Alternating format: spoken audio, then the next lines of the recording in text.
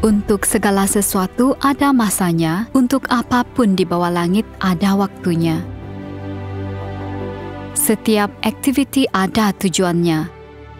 Apabila orang hidup di bumi ini, mereka mempunyai tujuan sendiri. Kita juga harus mempunyai tujuan dalam kehidupan iman kita. Jadi, apakah tujuan iman kita? Kamu telah mencapai tujuan imanmu, yaitu keselamatan jiwamu. Tujuan iman kita ialah keselamatan jiwa kita, yaitu kehidupan kekal. Untuk memberi kita kehidupan kekal, Tuhan membahagikan 6,000 tahun kerja penebusannya kepada 3 zaman dan memberikan nama penyelamat yang berbeza pada setiap zaman. Karena itu, pergilah, jadikanlah semua bangsa muridku dan baptislah mereka dalam nama Bapa dan Anak dan Roh Kudus. Tuhan menyuruh kita untuk membaptis orang dalam nama Bapa, Anak dan Roh Kudus. Ini bermaksud Bapa, Anak dan Roh Kudus masing-masing mempunyai namanya. Nama Bapa ialah Yehova. Nama Anak ialah Yesus. Nama penyelamat adalah berbeza mengikut zaman. Jadi, apakah nama Roh Kudus? Pertama sekali, mari kita ketahui siapa penyelamat pada zaman Bapa. Akulah Tuhan, dan tidak ada juru selamat selain daripadaku. Pada zaman Bapa, nama penyelamat ialah Yehova. Orang tidak dapat diselamatkan dengan nama lain kecuali Yehova. Jadi, apabila zaman berubah ke zaman Anak, siapakah penyelamat? Yesus telah menjadi batu penjuru, dan keselamatan tidak ada di dalam siapapun juga selain di dalam Dia. Sebab di bawah kolong langit ini tidak ada nama lain yang diberikan kepada manusia yang olehnya kita dapat diselamatkan.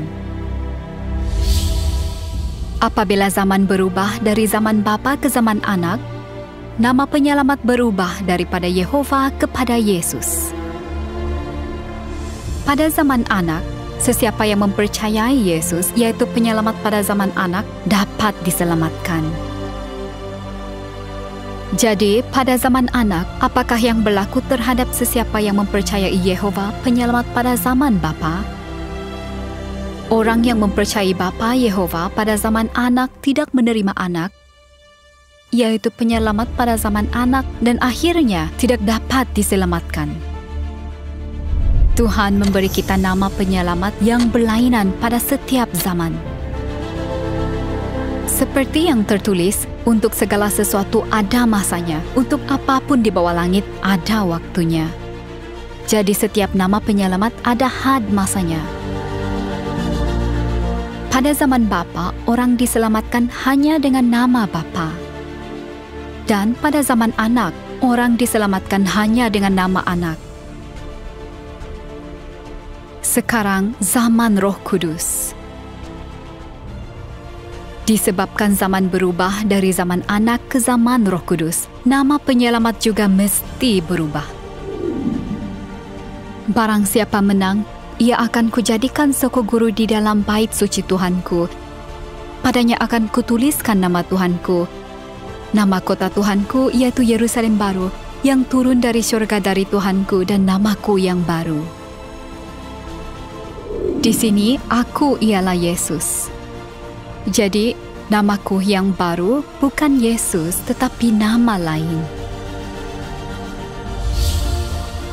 Barang siapa menang, kepadanya akan kuberikan dari mana yang tersembunyi, dan aku akan mengaruniakan kepadanya batu putih yang di atasnya tertulis nama baru yang tidak diketahui oleh siapapun selain oleh yang menerimanya.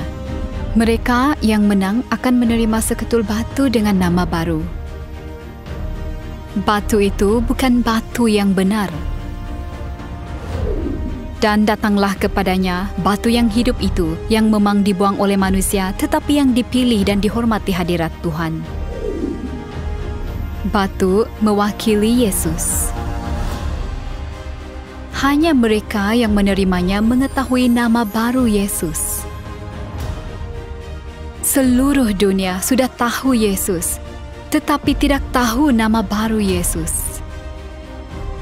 Alkitab berkata nama baru itu hanya diketahui oleh orang yang menerimanya. Nama baru ini ialah nama penyelamat pada zaman Roh Kudus. Kita mesti memanggil nama baru untuk keselamatan. Ini kerana nama baru itu ialah nama penyelamat pada zaman Roh Kudus. Pada zaman Roh Kudus, kita mesti mengetahui nama baru untuk menerima keselamatan, iaitu tujuan iman kita. Marilah kita menerima nama baru itu, iaitu nama penyelamat pada zaman Roh Kudus, dan diselamatkan.